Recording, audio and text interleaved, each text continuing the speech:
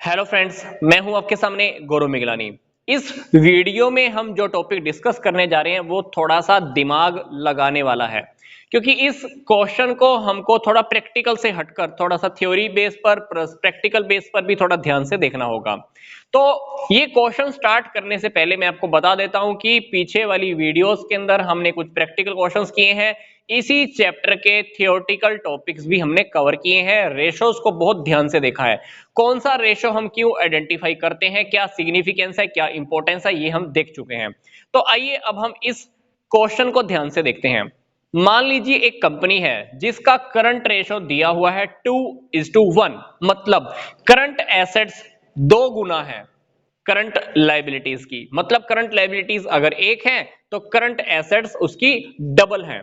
हमको ये बताना है कि अगर ये सारी स्टेटमेंट्स के ऊपर हम एक एक करके काम करें तो करंट रेशो के ऊपर क्या इफेक्ट आएगा, क्या वो इंप्रूव होगा या नीचे गिरेगा या कोई इफेक्ट नहीं आने वाला। तो हम एक एक स्टेटमेंट्स के ऊपर ध्यान से काम करके देखते हैं।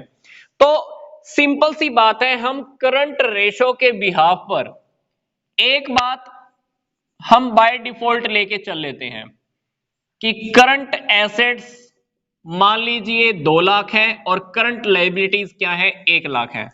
तभी तो हमको ये कह रहा है कि करंट रेशो कितना है, 2:1। तो हमने बाय डिफॉल्ट एक अमाउंट में इक्वेशन लिख ली है कि करंट एसेट्स करंट लाइबिलिटीज की दुगनी है। हमने ये सिचुएशन लिख ली है। तो अब हम क्या करते हैं, सबसे पहले वाली स्टेटमेंट के बिहाफ पर क्वेश्चन सोल्व करके देखते हैं। मान लीजिए मैंने एक करंट लाइबिलिटी की पेमेंट की है, वो लाइबिलिटी है मान लो 50,000 रुपए की। अब आप सोच कर देखिए, मैंने मान लीजिए क्रेडिटर्स की या बिल्स पेबल की पेमेंट कर दी। भी प्रैक्टिकली सोचकर देखते हैं। तो सोचकर देखिए तो क्या होगा, करंट एसेट्स में से 50,000 रुपए कम हो जाएंगे क्योंकि कैश मेरे पास से चला जाएगा। तो 2 लाख रुपए में से हमारे पास 50,000 रुपए का कैश चला गया, करंट एसेट्स कितनी रह गई, 1.5 लाख। अब मैंने करंट लाइबिलिटीज की पेमेंट की है तो 1 लाख रुपए में से 50,000 की करंट लाइबिलिटीज भी कम हो जाएगी। तो मैंने पहली स्टेटमेंट क्या बनाई है अपनी तरफ से कि मान लो कि मैंने 50,000 रुपए की एक करंट लाइबिलिटी की पेमेंट की, तो मेरा कैश कम, बाकी करंट एसेट्स, लाइबिलिटीज कम तो बाकी की करंट लाइबिलिटीज। तो पहली स्टेटमेंट हैपन होने के बाद, करंट लाइबिलिटीज की पेमेंट करने के बाद रेशो के ऊपर क्या इफेक्ट आया, रेशो हमारा हो गया है 3:1। इस रेशो से पहले हमारा रेशो क्या था, 2:1। मतलब जैसे ही हम करंट लाइबिलिटीज की पेमेंट करते हैं हमारा रेशो क्या हो जाएगा, इंप्रूव हो जाएगा। तो इसी तरह से अब हमको बाकी की 4 इक्वेशंस को भी सोल्व करना है। तो सेकंड सिचुएशन क्या है, मान लीजिए हमने गुड्स परचेज की है क्रेडिट पर। कितने की परचेज की है हमको क्वेश्चन में गिवन नहीं है, तो ये स्टेटमेंट भी हम अपनी तरफ से बना लेते हैं। मान लीजिए मैंने 1 लाख रुपए की गुड्स उधार में खरीदी हैं। 1 लाख की गुड्स मैंने उधार में खरीदी हैं। अब सोच कर देखिए, जैसे ही हम गुड्स खरीदते हैं तो हमारे पास स्टॉक इंक्रीज हो जाता है। स्टॉक इन्वेंट्री कहां पे आता है, करंट एसेट्स में।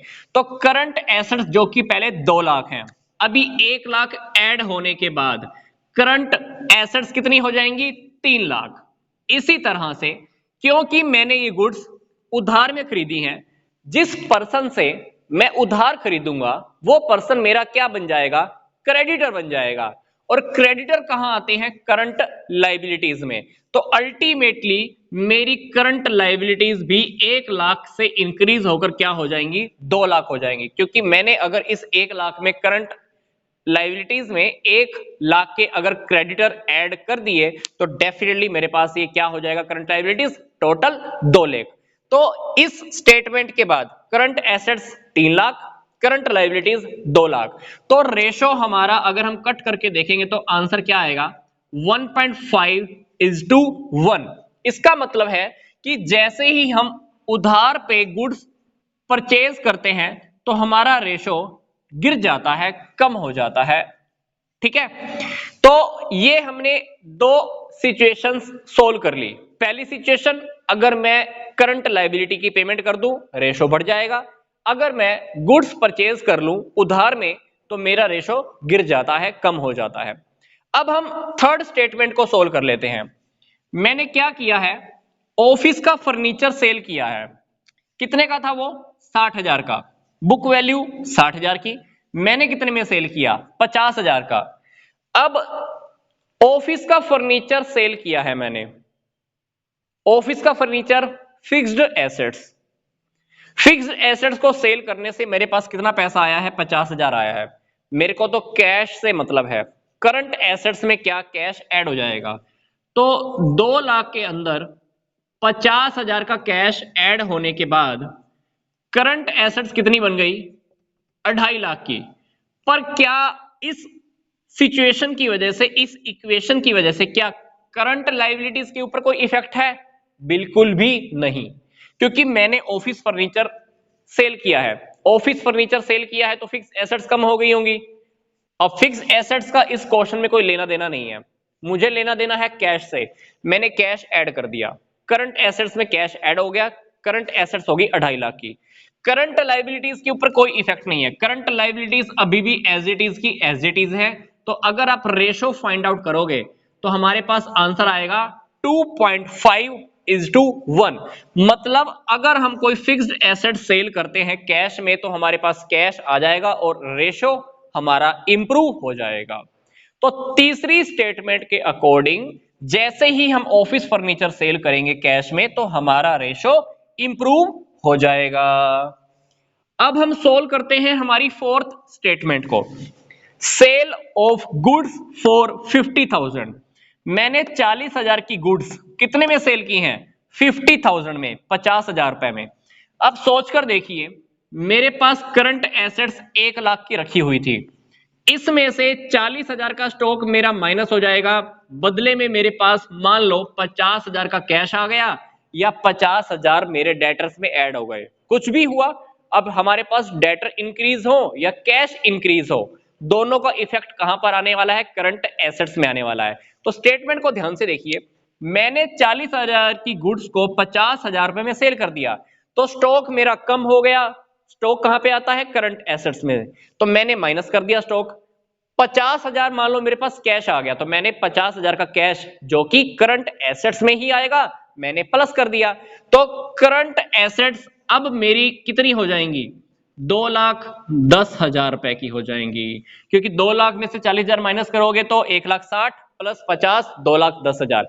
करंट एसेट्स हो गई 2,10,000, जबकि इस स्टेटमेंट की वजह से करंट लायबिलिटीज के ऊपर कोई इफेक्ट नहीं आने वाला। तो करंट लायबिलिटीज मेरी अभी भी 1 लाख ही हैं।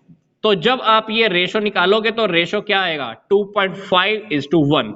मतलब इस इक्वेशन की वजह से हमारा रेशो क्या हो जाएगा? इंप्रूव हो जाएगा, क्योंकि हमारे पास स्टॉक कम हो गया और प्लस कुछ ज्यादा ही एसेट्स, करंट एसेट्स ऐड हो गई हैं। तो अल्टीमेटली मेरा रेशो इंप्रूव हो जाएगा।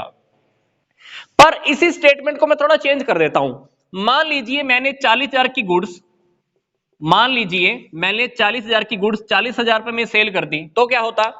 40,000 माइनस हो जाता, 40,000 प्लस हो जाता, तो यहां पर क्वेश्चन के ऊपर कोई इफेक्ट ना आता, तो रेशो मेरा एज इट इज का एज इट इज बना रहता, क्योंकि स्टॉक मेरा 40,000 से कम हुआ और 40,000 मेरे पास कैश आ गए। तो current assets as it is, current liabilities already as it is है, तो रेशो मेरा क्या रहता? 2:1 ही रहता, तो कोई इफेक्ट ना आता। पर यहां पर हुआ क्या था? हमने 40,000 की गुड्स क्योंकि 50,000 रुपए में सेल की थी, इसलिए हमारा आंसर 2.1:1 बन गया था। तो ओरिजिनल स्टेटमेंट के अकॉर्डिंग हमारा रेशो डेफिनेटली इंप्रूव होने वाला है। अब हम देखते हैं next statement, payment of dividend already declared. मैंने डिविडेंड ऑलरेडी डिक्लेयर किया हुआ था, मान लो 1 महीना पहले या 2 महीना पहले मैंने बोला था डिविडेंड मैं सबको पे करूंगा, तो इसको हम बोलते हैं प्रपोज्ड डिविडेंड। प्रपोज्ड डिविडेंड हमारा टॉपिक है करंट लायबिलिटीज का। अब डिविडेंड की पेमेंट की है तो डेफिनेटली करंट एसेट्स में से कैश कम और इधर से मान लीजिए हमारे पास लायबिलिटीज कम, तो कहीं ना कहीं प्रपोज्ड डिविडेंड की वजह से हमारे पास से कुछ ना कुछ तो गया है। मान लीजिए मैंने 50,000 का प्रपोज डिविडेंड पे किया है, तो करंट एसेट्स पहले 2 लाख की थी, मान लो मैंने 50,000 का डिविडेंड पे कर दिया, तो बाकी डिविडेंड कितना, बाकी करंट एसेट कितनी रह जाएंगी, 1.5 लाख। लाइबिलिटीज, करंट लाइबिलिटीज मैं आपको फिर से बता रहा हूं, प्रपोज्ड डिविडेंड, ऐसा डिविडेंड जो मैंने अभी डिक्लेयर किया था जिसको मैं पेमेंट कर रहा हूं, दैट इज करंट लाइबिलिटीज। तो 50,000 का जैसे डिविडेंड पे किया तो 1 लाख रुपए में से 50,000 कम हो गए, बाकी की करंट लाइबिलिटीज रह गई 50,000। तो अगर मैं दोनों को कट करूंगा तो आंसर मेरे पास क्या आएगा, 3:1। मतलब जैसे ही आप प्रपोज्ड डिविडेंड की पेमेंट करते हो तो हमारा रेशो डेफिनेटली इंप्रूव होने वाला है। तो 5वीं स्टेटमेंट में आपको फिर से एक बार क्लियर कर रहा हूं, ये जो डिविडेंड हमने अभी डिक्लेयर किया हुआ है, मान लो 1 महीना पहले 2 महीना पहले डिक्लेयर किया होगा, तो ये आता है प्रपोज्ड डिविडेंड का टॉपिक।